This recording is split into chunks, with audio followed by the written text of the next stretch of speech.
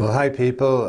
We're good today. Welcome to the GreenFire program. It's sometime in early July, like the 6th of July. And we are graced with two special guests from Ohio today, who are part of the Great Peace March and the Great Peace March Reunion Gathering, and a gathering of the great beings of our time in the Midwest here in the Heartland. So welcome Karen Jeffers Tracy and Raina Johnson. I just welcome you to Iowa and Iowa City in the beautiful Heartland here. And whatever you want to share, please share. Thank you, John. Thanks for having us on. Thank you. And it's been really beautiful here. We've had the most beautiful firefly evenings, haven't we? Yeah. And we've been camping the whole week. We've been in a tent. And last night we had could you talk to us instead of looking at yourself? We tell them about the storm last night. When my grandma was up last night, she was outside of the tent and she was standing outside, and when the trees were like rustling really loudly, she was like, okay, we gotta go. And she threw everything into the car and then woke me up, and I was like, then I got my shoes on and jumped in the car. Yeah, the trees told us it was time to leave. There was too much lightning where we were. We were right on top of a hill. So we're in Ohio, we have Peace Camp. Oh, okay. Can I hold up the shirt? Please Yes, do. So here's the front, Springfield Peace Center, educating for peace. And on the back it says Peace Camp, and it's been going for 30 years, same as the reunion here. It's my shirt. 30 years. My shirt. Yeah, and at Peace Camp, 250 children go free every year. It's a week long, and the parents also go free to training in we have the parent support class. And each day of Peace Camp has a different theme. So the first day is Hands Are for Helping. You want to stand up and sing our song with us? Yeah. Okay. So that has a character called I Care Cat. It comes from the curriculum Peacemaking Skills for Little Kids. And so get your hands ready. Ready? So I Care Cat teaches I Care. That we use I Care language even if we're angry, right? Okay. So let's sing to John over here. I can help me, I can help you. That is what my hands can do. I can hold doors open for you. That is what my hands can do. I can pick up something for you. That is what my hands can do. I can help me, I can help you. That is what my hands can do. Ah, very good. That is so beautiful. Help us so we can get inspired to have Peace Camp here in Iowa. Oh, it's so wonderful. Give us some insight how it, all of the whatever it is that created Peace Camp. Well, 30 years ago, people had a vision for skills that we don't normally learn in school. We don't normally learn how to solve problems, right? And how to... Raina. It's fine. You're just thrilled at seeing yourself on TV, right? Well, could you just It's okay. talk We to love John it. here? It's Okay. fine. It's all part of the show here. All right. Listen, So so skills like problem solving and conflict resolution, skills like using I Care language even when we're angry. Do I go now? Not yet. Can you tell some more about Peace Camp? Can you tell about your snacks at Peace Camp? So even the snacks at Peace Camp have a lesson. Oh, delicious. What did you learn? Do you remember when you had to have popsicles but you couldn't bend your elbow? No, we didn't do that. Oh, we didn't do that one this year? Well, we did. Oh, yeah. Yeah, we did. We had to put one hand behind our back, and the person who sat next to us had to help us open up our granola Here, bar. John's over here. You can talk to him. Over here. It was weird. So, yes, Yeah. go ahead. So it was cooperation. Cooperation. We had cooperation activities. And here, come and stand up Hey, here for me. Raina, what do you do for cooperation in your Peace Camp? How about the game? They had, it's kind of like musical chairs. Except it's called Shark Island. Dun, dun, dun. So how does Shark Island go? Well, there are 2 teenagers in gym class, and They were the sharks. dun, dun, dun. And, Dun, dun, dun. and the children walked to the music, and when the music stopped, they had to jump on the chairs, which were the islands. But what's different about this one? Except the sharks have to bite off some of the island, and it gets smaller and smaller, so there's no chairs left. So there's and more kids have to get on the islands and help their friends. And sit on each other's Yeah, laps. they have to save each other from the sharks. Like, Yeah, and more people do that, and so they have to have cooperation.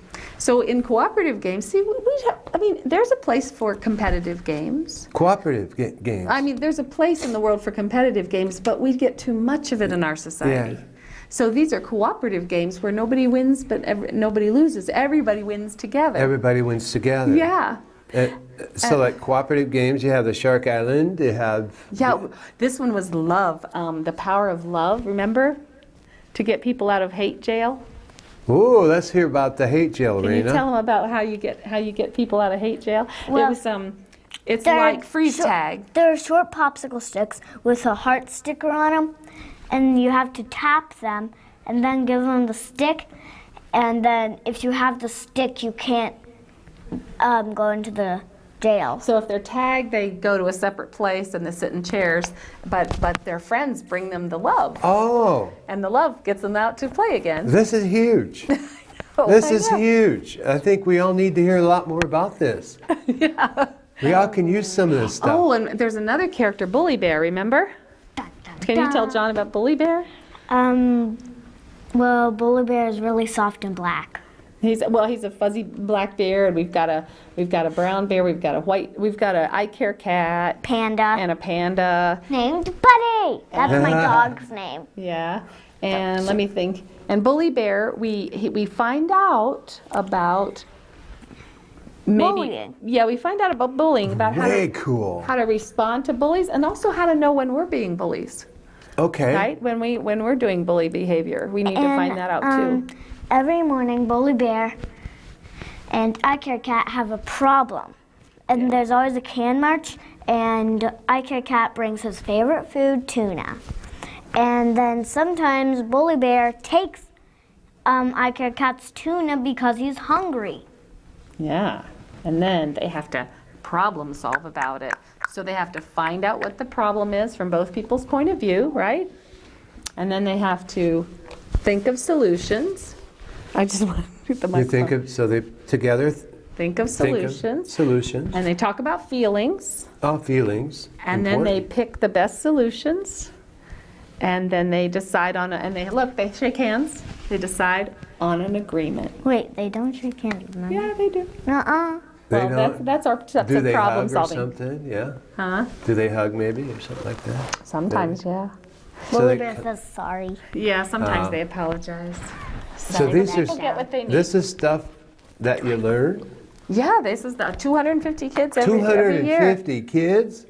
That's like a big school. Yeah, and they have it at a different school, different summers, so that different neighborhoods can participate more easily.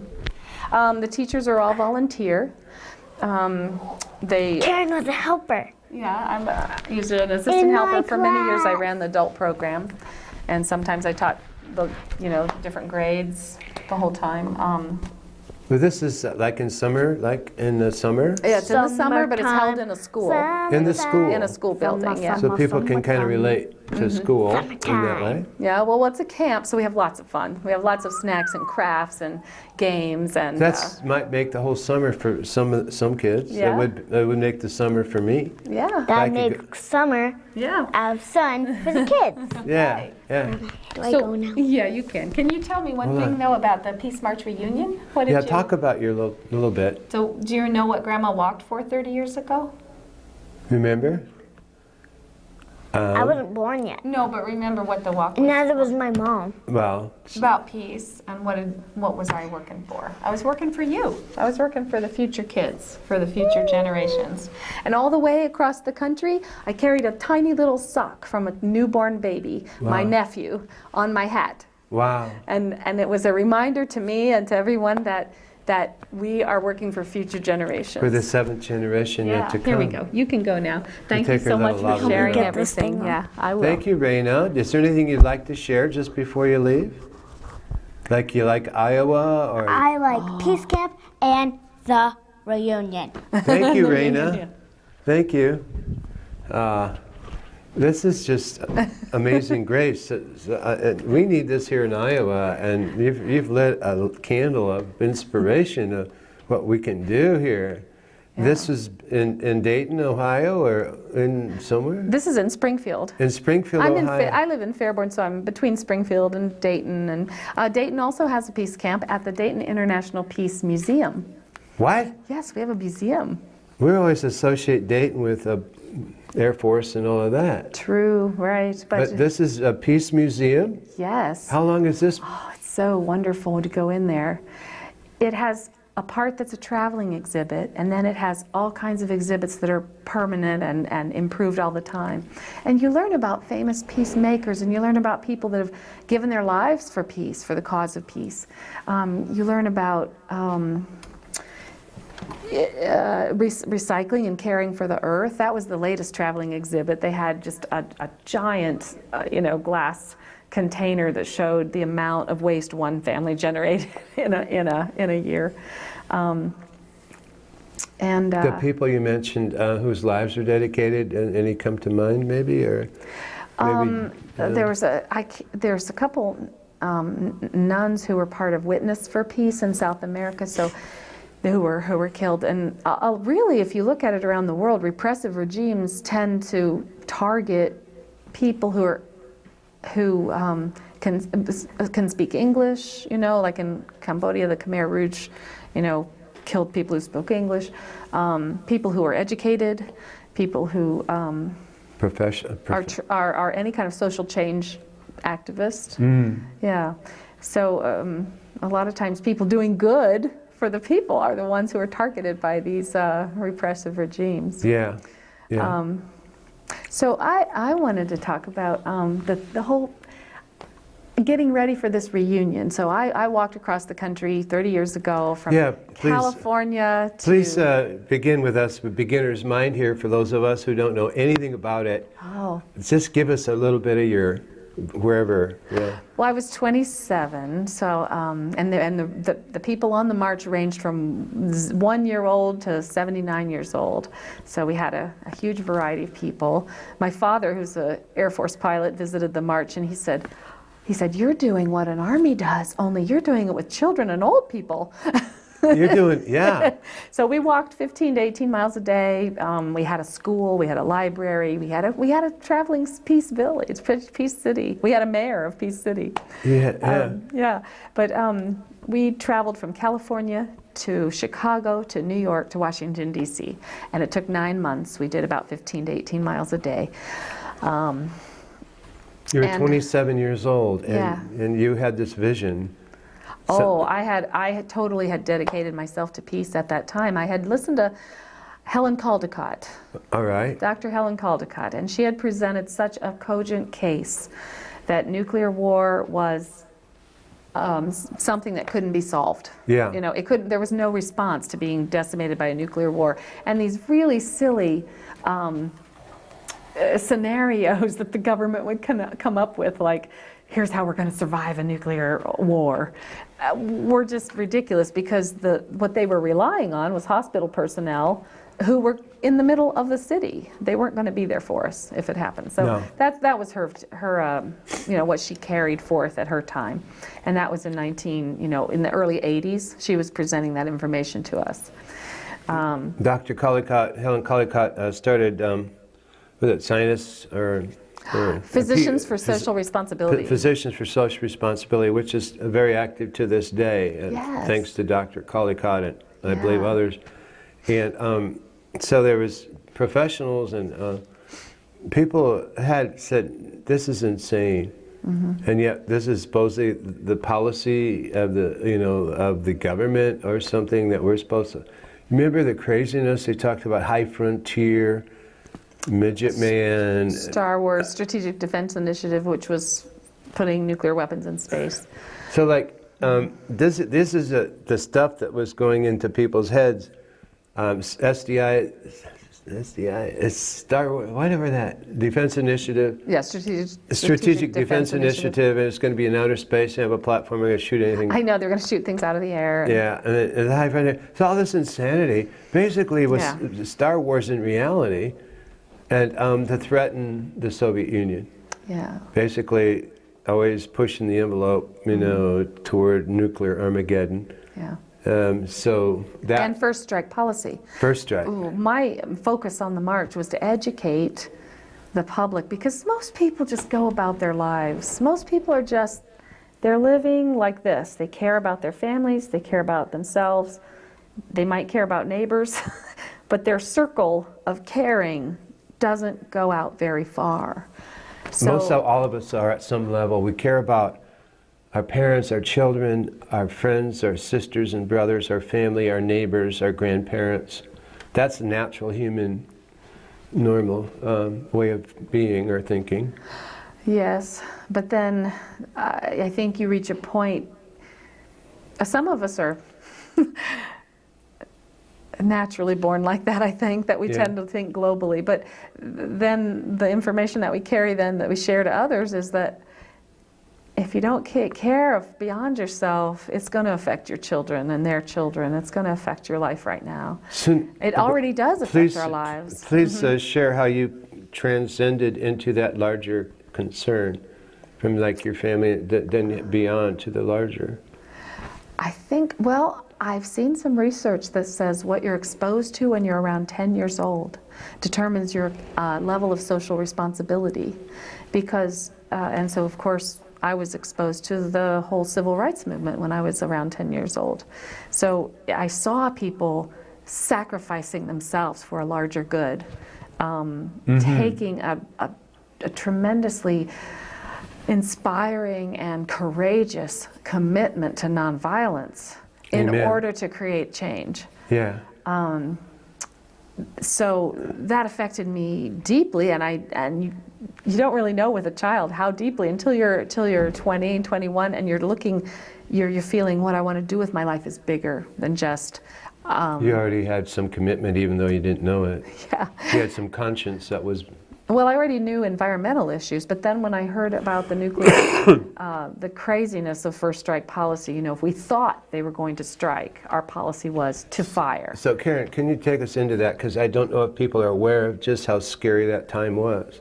Yeah, and of course, as now, there were many people oblivious to it, but we were 4 minutes to midnight. 4 minutes to midnight on the atomic clock from the scientists, the atomic scientists.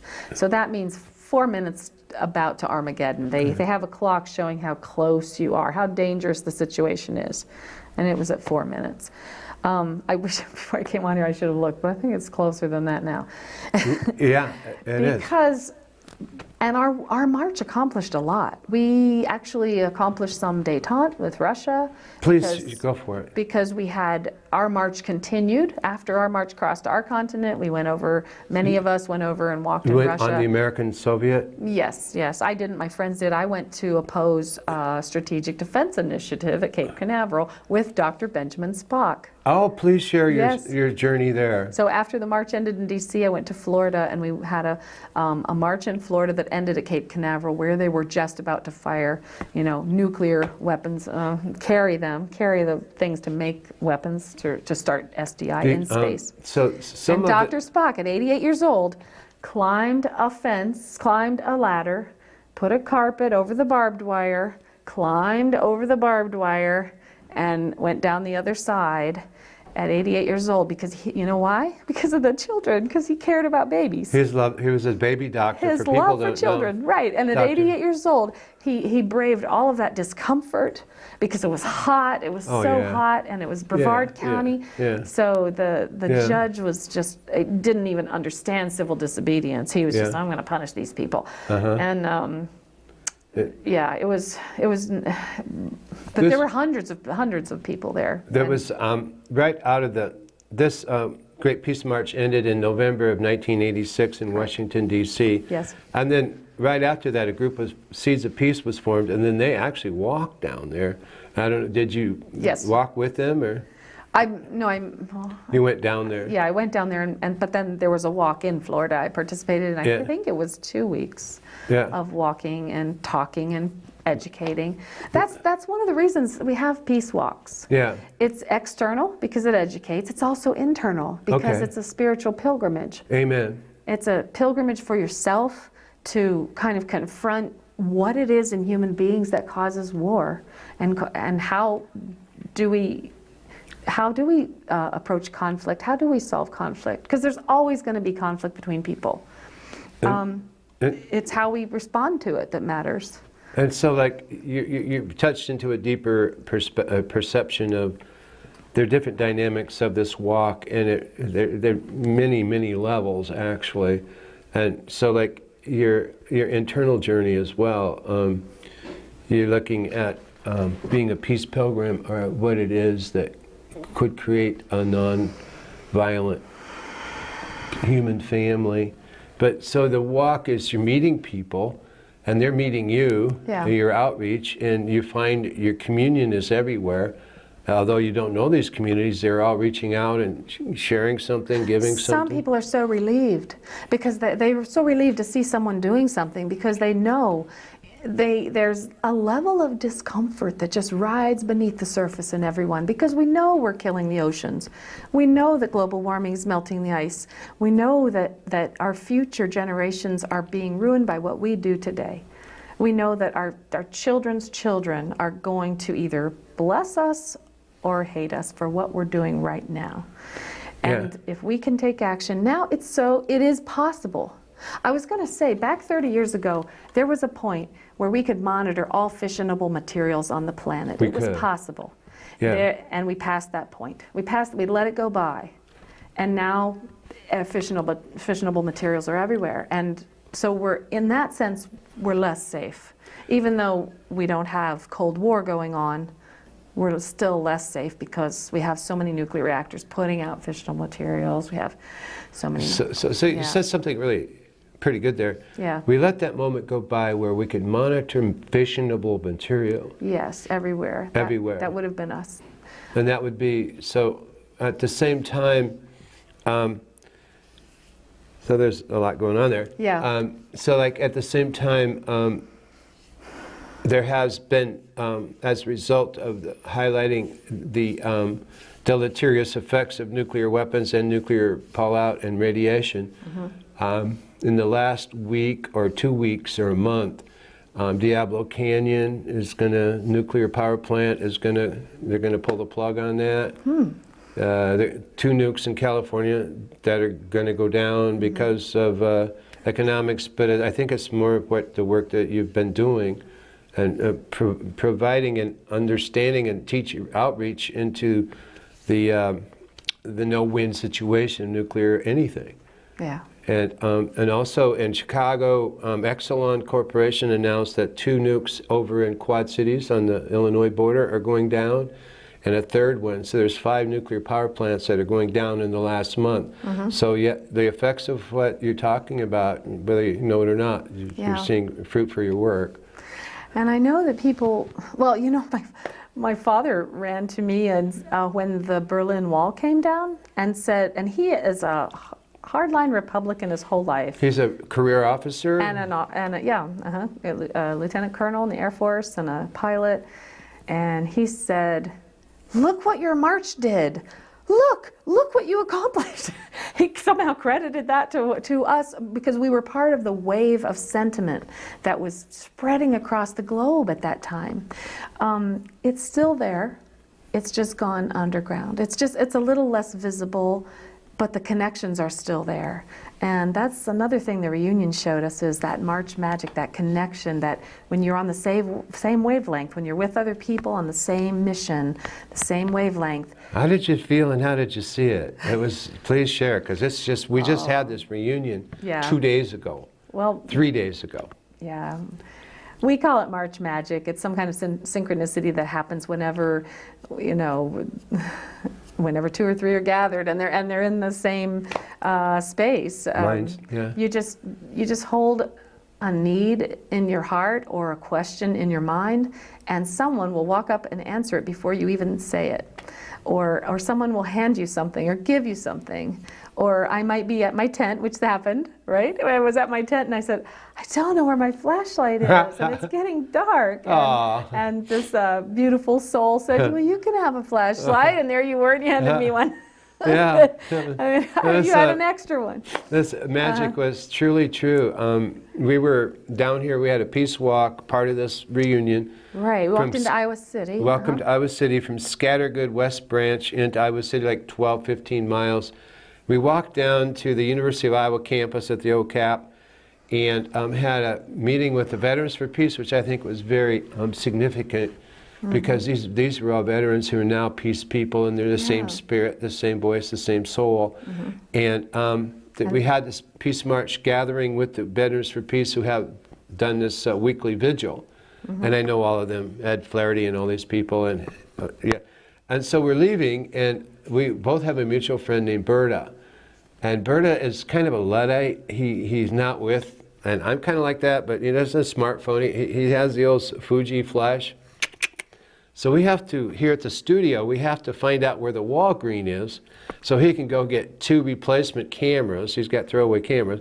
So he can take more pictures out at Scattergood because he's got, wants to have all these pictures. So we could then go on this freaking, what do you call it when you're going to hunt when you're a kid? You go on these... Scavenger hunt? Scavenger hunt, yeah. We go on the scavenger hunt all over town. And we're loaded down. We got 5 people in the car.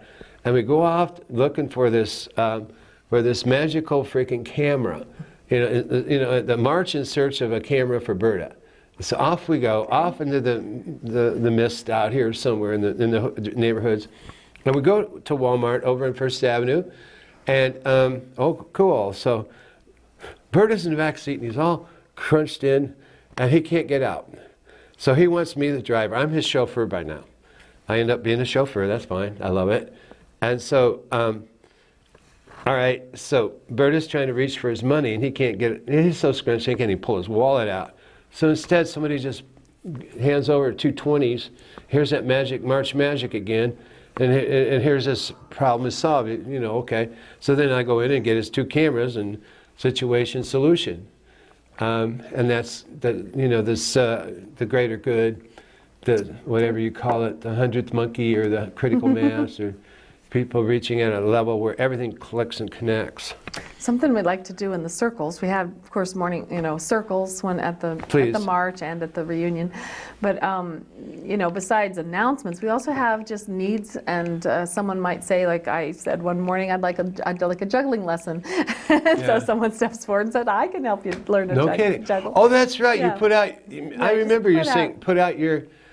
This is something, people, we have to learn how to trust. Karen is here to teach us to trust our insight. So put out what you need, what you want. I want to learn how to juggle. I want to learn, and somebody will share that or provide it or support that. Yeah, or if you have an image for a vision for what you want to do. There's a free online book called Wishcraft. Please share more. By Barbara Scher, S-H-E-R. And there's a chapter in there called Barn Raising, where you get a large amount of friends and relatives and relations together, neighbors, so that you can do that. You can say, this is my goal, this is my dream, this is what I've done so far toward it, this is my roadblocks, these are the difficulties I'm having, and this is the goal I want to reach. And then they start helping you with the difficulties. And sometimes it's easy. Sometimes what's hard for me is easy for someone else. house. So like, move us beyond our doubt and our fear. So we have this interfering, a block, and a doubt. There's some people walk around this obstacles. Okay, so now we go and we hear about this new thing called wishcraft. It's online. It's a free book online. Barbara sure put it, the whole PDF online there, so you could read that. PDF. It's basically how to plan and achieve your goals and how to focus on what truly your personal gift is. You know, there's a lot about this modern world that is difficult for Many many A people. lot of people. But especially people who are very full of heart and very full of intuition and creativity, and there are all these details of modern life to have to handle. But there are ways to trade what you have, trade with other people, and learn what you know, give and receive. And this barn raising is so fun because we just help each other reach their goals. That's so cool because it harkens back to another century here in the Midwest where people actually did that. Yeah. Their families, neighbors, and friends all pitched in so that your barn would get raised Quickly, they can do it very. And then we'd all go over and help someone else on the next farm. And that was for pure community and survival. Okay, now what I want to do is do that for retrofitting houses. Yeah. Yeah, why couldn't a whole block just all get together and then retrofit a house one at a time? Everybody helps, and we get you know, energy efficient houses, solar houses, wind power houses. We just add these on little by little. We don't have to, you know, do the whole thing first, but we could improve each house and then go around and improve it again. And this would be with solar shingles or different. Yeah, there's so many new technologies that are making it possible. Retrofitting homes, so that's a new term, but Yes. but it's retrofit to what is already existing. Yes, and making it more energy efficient and sometimes energy self-sufficient. Yeah. Yeah. So go for it. Well, I was going to say that it's possible that what we're seeing, like when you said the nuclear power plants were being shut down, there are people who are going to hear that and say, "Oh, but now our electricity is going to be more expensive or something." But what we're seeing is the last gasp of the fossil fuel industry, and it's just like a giant dragon that's been shot and it's thrashing around in the sea, and it's churning things up and hurting people, and it's really going for all it's got to say, they want to burn all the fuel that they know is in the ground. They want to use all the resources that they already have planned for, even though they know if they do that, it will certainly tip us beyond the point of being able to survive on this planet. That's the forced pipelines up in the tar sands and XL, and this Bakken that's being pushed down across, being promoted to be pushed across Iowa. Yeah. And the Native Americans in Canada across the Columbia River out to the West Coast. And all this is, these pipelines, there's others in other countries as well. Yeah. And this is, like you say, this churning up of the last death throes of the dinosaur called King Kong. And to make it easier, what we need to do is begin to live the world we want now. Please, go for it. So helping each other to make it possible to live more energy efficient or energy self-sufficient, building and living in tiny houses, the tiny house movement, if you haven't heard of that. Please go for that. We need to hear more about that. A lot of people feel like they got too much stuff. Yeah. The tiny house movement, I think if you look it up online, you'll be able to find out more. There's Tiny House Blog, Living Big in a Tiny House. Those are two different websites. And it's totally different than just living in an RV. These are actual houses. They don't move every day like an RV, but they might be there. But some of them are on wheels, so they can move maybe every 6 months or every 3 years, you know. And what's springing up are tiny house communities. Really? That have 3 or 4 or 5 or 6 spots for the ones on wheels. Really? Yeah. These are on wheels? Well, some aren't on wheels. Maybe the community's, permanent. But some spots are for the tiny houses on wheels. They're usually built on like a boat wheel carrier thing. Boat trailer. Trailers. Yeah. They're usually Really? They're usually 200 square feet or less. Really? They usually have a loft for sleeping. Huh. And then I have a lot of ideas. I'm going to build mine. Are you really? I'm going to go to a workshop and get some help here and some design help. So the innovation is a prime mover underneath the heavy weight of the dinosaur mind that's trying to crunch everybody. There's always this innovation is moving swiftly and quickly. Yeah, and so that's one thing we can do is begin to live with less and live with, it's still comfort and it's still, Yeah, we don't need all this.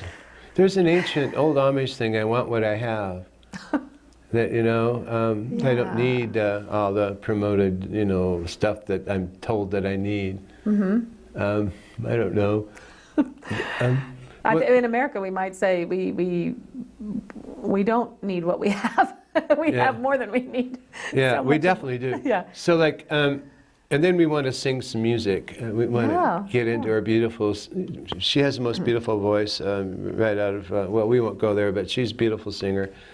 In the Diablo Canyon, a good news was Friends of the Earth, David Brower, that was how they formed Friends of the Earth, was to shut down Diablo Canyon. They've been going for years and years, and finally, Friends of the Earth partnered with Pacific Gas and Electric to shut it down based on economics, which was that finally solar is cheaper than nuclear. Solar panels the Chinese have actually pushed that and have driven the price per kilowatt hour below that of nuclear subsidized energy. So that is the driver wheel that's going to shut them down. It's going to be 8 years. We want it tomorrow. And Harvey Wasserman, out of your beautiful state of Ohio, is a great soul as well, has been pushing this. He's got Solartopia. And so what's happening is they're going to retrain all the workers at Diablo Canyon and turn it into a solar generating plant. That's going to be totally converted. This is big news. Yeah, and California will be nuke free, and LA will be the first solar city on planet Earth. And so this is the beginning of, I think, the end of the nuclear age. Maybe the end of the industrial age too, right? Or the fossil fuel burning age. Yeah, fossil fuel. We're all carrying that unnecessary burden of debt and who knows whatever, waste, slavery, and all of the rest of it, plus pollution. Yeah. So you have. If you look at the globe, that thin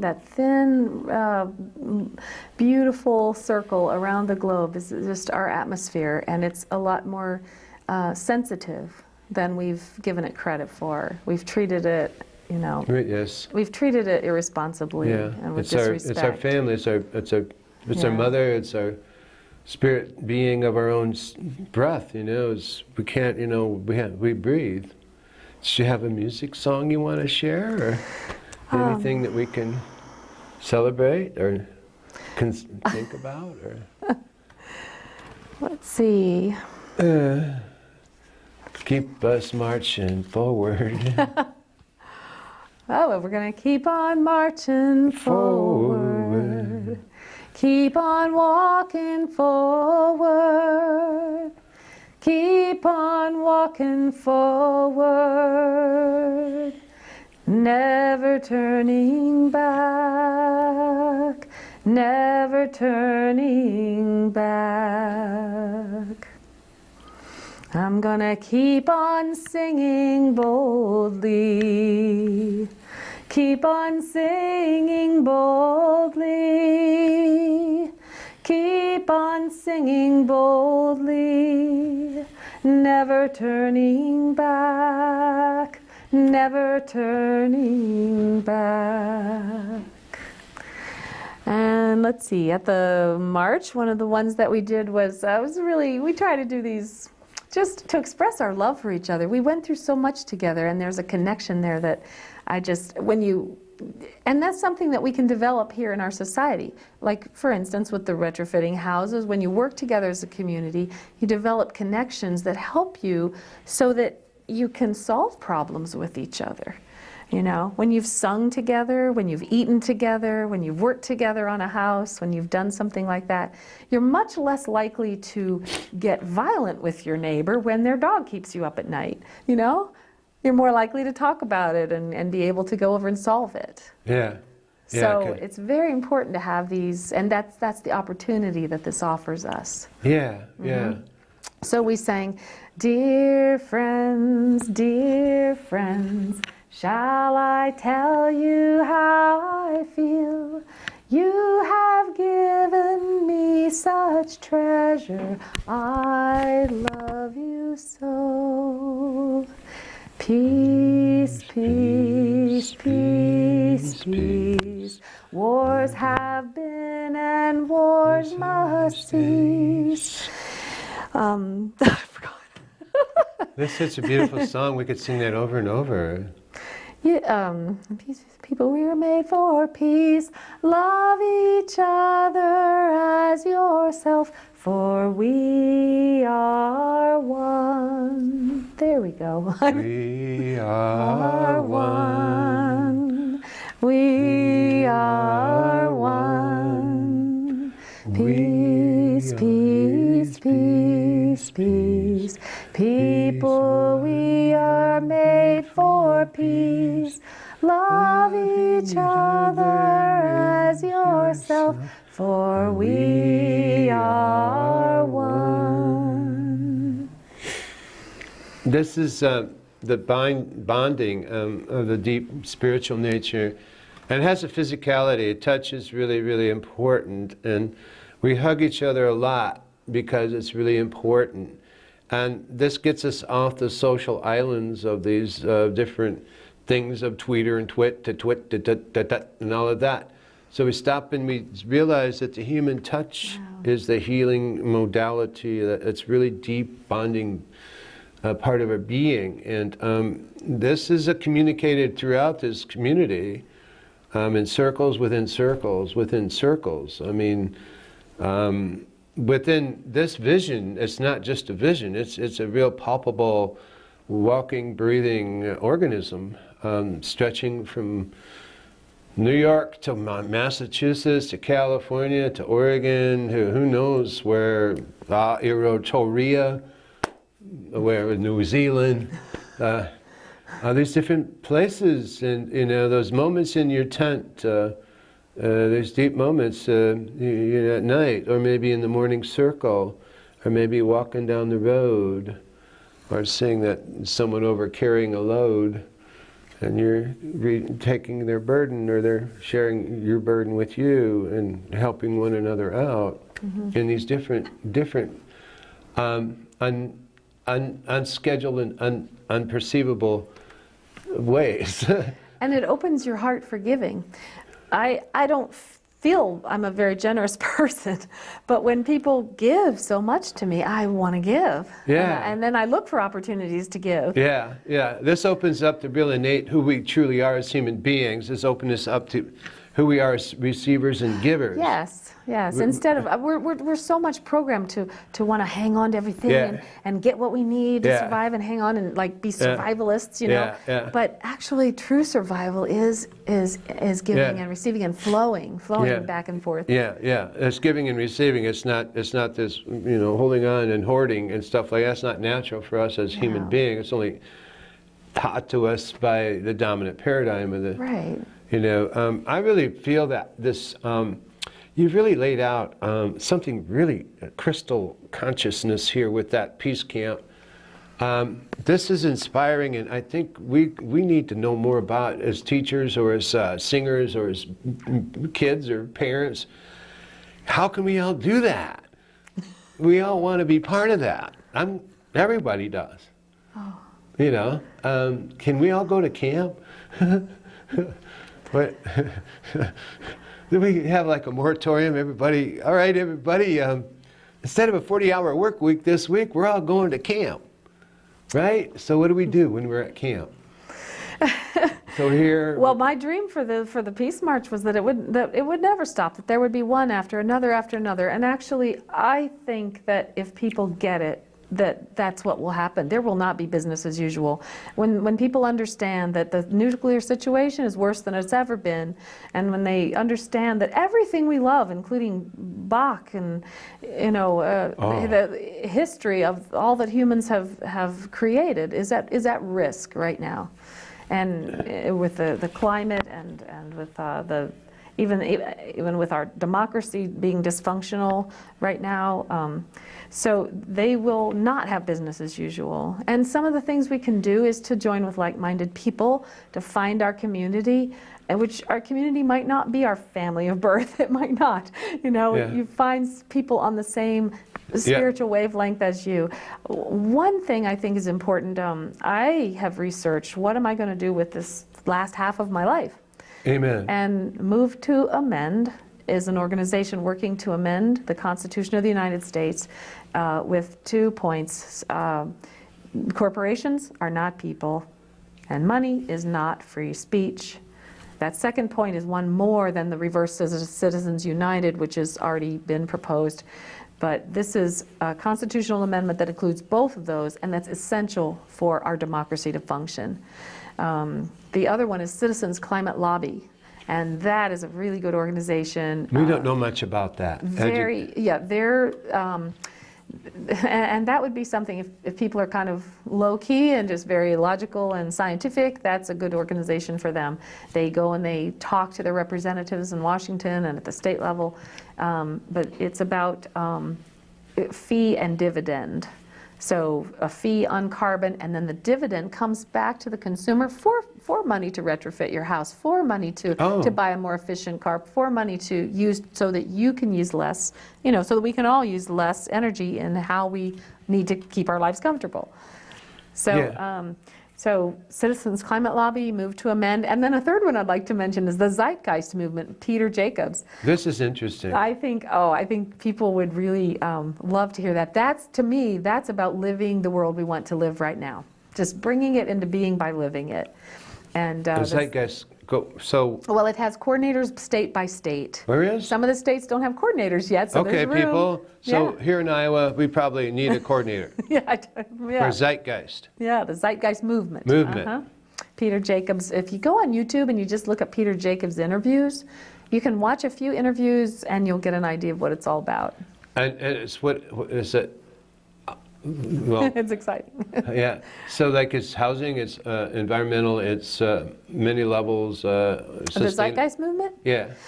Yeah, it's about a whole new paradigm. It's to just kind of throw out what hasn't been working for so long and come up with a better way for humans to organize themselves and interact and get our needs met and structure our societies. Yeah, I hear some people talking about institutions and deinstitutionalizing, because they've been in the way and so on, and different platforms. I know there's different languages, but zeitgeist itself is an interesting term because the zeitgeist was used. It used to be used in existential philosophy. It's a perfect. Everybody loved that word zeitgeist.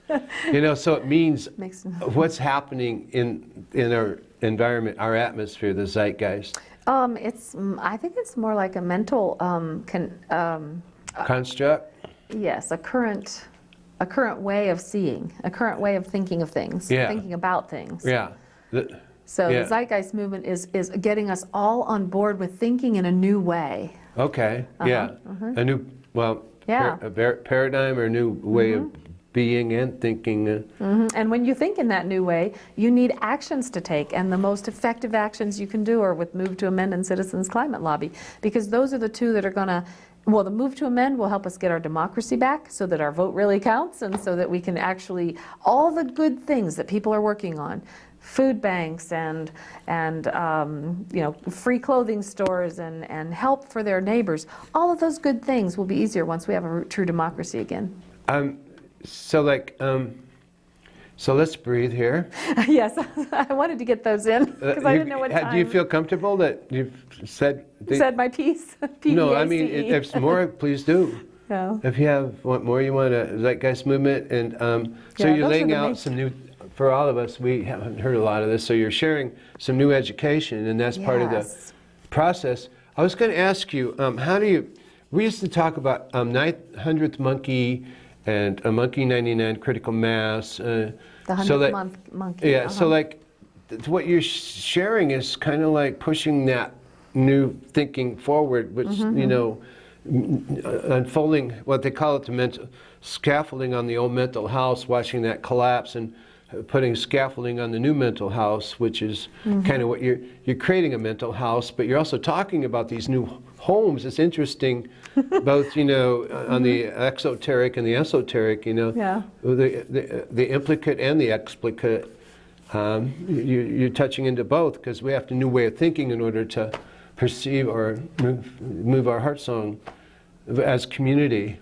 Yes, and to have the will to do it. The will to do it. Because we, you know, we hear about new things. Oh, I wish, you know, I wish I didn't have to pay my electric bill every month. I wish I was energy self-sufficient. I wish I could generate my own electricity. But it's also hard. It's also expensive, we think. It's also difficult. But if people came together to do it together, it wouldn't be difficult. It wouldn't be hard. It would be quick. Very quick. It would be a revolution. So we like have about 10 minutes if you want to share some singing. Oh, some more singing? Because you're such a beautiful voice. You communicate to our music fills our soul. And we of the Western Twinkie, our souls expanded a little bit with music and beauty, you know? Is there any song you want to sing or anything? Or maybe we could sing together? I'll sing one that I sung on the march. Again, it had to do with that tiny little sock that I wore on my hat. And it was a song about my nephew. He was a baby at the time. And it reminds me too of the storm last night. Because when you first see the flashing lights, I saw flashing lights around my tent and, you know, heard the rolling thunder. You'll see the song, because he was worried. So, if you knew my nephew, you would know he's fresh and new. He's only 2. He's not like you and me, oh no, but he's like a person should be. He acts always with authenticity. And when it thunders, he looks at me to see if he should worry. And I say, no, baby, it's just the thunder. Don't let your little heart worry or wonder. No, baby, it's just the thunder. And I hope that sound may always be just thunder. We were at the camp the other night, and you were singing some beautiful lullaby. Do you remember that? Could you share that? Except I didn't look up who wrote it. Huh? I didn't look up who wrote it. Oh, that's fine. No. When midnight comes, good people homeward tread. Seek now your blankets and your feather bed. Home is the rover, his journey's over. He takes his comfort in old John a dreams. He takes his comfort in old John a dreams. Wow. Well, so we're just sent into heaven here. Now I'm writing one about the reunion, and it's not done, so I'm gonna do a piece of it. Okay. Because it expresses the thoughts that I had when I was thinking about coming to the reunion. I was thinking about my 27-year-old self 30 years ago, and I thought, well, it'll tell. It's really different now, but let's see. When I was young, I thought we lived in a time, in a place to make history. I thought the danger of ending all life would awaken the will of humanity. And then 30 years went by, 30 years of work, and the minds I have changed I can count upon one hand. I said, each one teach one, Martin. I said, let them know about you, Martin. And they would rise and end all war. That's what I thought would happen. I thought people would rise and end all war. That it would just be over, that they would say, look, we can't have war anymore because we would blow the whole world up. And I dedicated these 30 years to teaching nonviolence. I taught the Alternatives to Violence course, which is still being taught if you're interested, at Peace Grows Incorporated. There are also different mediation. I was a mediator and taught mediation and set up peer mediation programs. And I thought that, you know, it was so big what we worked on in the march, and then my community was just dispersed at the end of the march, and I kept going to demonstrations and doing some marches, but basically especially when I had my child, I focused on individual teaching. I thought I'd teach one person, maybe one person in the class would take it and go, which is important, but it wasn't enough. It's not enough for me now. I want something bigger. Yeah. I want everyone to rise up and say, we're done with genocide, we're done with war. We've had genocides over and over all these last years. Yeah. You know, we've seen it over and over, and it's time for us to stop it. Yeah. Yeah. To be a different humanity, and it can be done. Right. Yeah. Yeah. So that like, you know, it reminds me of Margaret Mead, who, you know, it's a lot of people, but it's a commitment of one or two people with a vision, and it's always been that way. And the commitment of your consistency of your vision is the energy that is pushing the entire envelope, whether you know it or not, into a new awakening and a new land that we're all going to be entering into as we speak. We don't know it yet. It's just in You're the inspiring. collective unconscious, and it's the awakening of that into the here and the now, and the live here now. As remember, the Ram Dass used to talk about be here now, and now your invitation is not just be here now, but with these tools of unfolding many levels, we can live here now as a sustainable planet and human beings. And we planted a peace pole out at Scattergood. Yeah. And it was, may peace prevail upon earth. And this time it had one where the animal tracks and the different animals, and the other was with the plants, where now that we care for the plants and the two-legged and the four-legged and the animate and the inanimate, but also the plants. We're interwoven with the plants as a deeper understanding and unfolding of our own place in the biome, or the bioregion of home. Right. This biodesic, geodesic ohm of home here. And I must say, here we are in the bedrock of the heart of the heartland, and I can only share with you that my heart has been unfolded and tremendously enriched and nourished by your own presence as well. And all of us as part of this great peace march. It's not a biographical event. It's a very human signature and song upon the path. And your light has shined beautifully with all of us, and you're just a heart song for all of us. So Thank you, Don. we really cherish your gift, and this will go out to many hearts and many songs, and wherever this heart song is, please share it and send it back. So we have 2 minutes if you would like to say or share anything. I appreciate how you take the practical things that I'm doing, and you see them, you see the spiritual implications, you see the many levels, the other levels. You see the unseen. And thank you. And you nurture it into being. I'm so grateful for you. Thank you. And that we're grateful again to the staff here at Public Access Television, Channel Yes. 18 in Iowa City, because I have a feeling this is going to be shown all the way around the country, if not the entire earth, because of the mirth. We're unleashing mirth on earth. Mirth on earth. And as we remember, mirth, mir, is a Russian word for peace.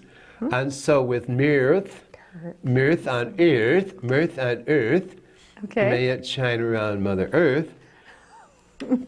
That's a song that we can sing for many generations, the seventh yet to come.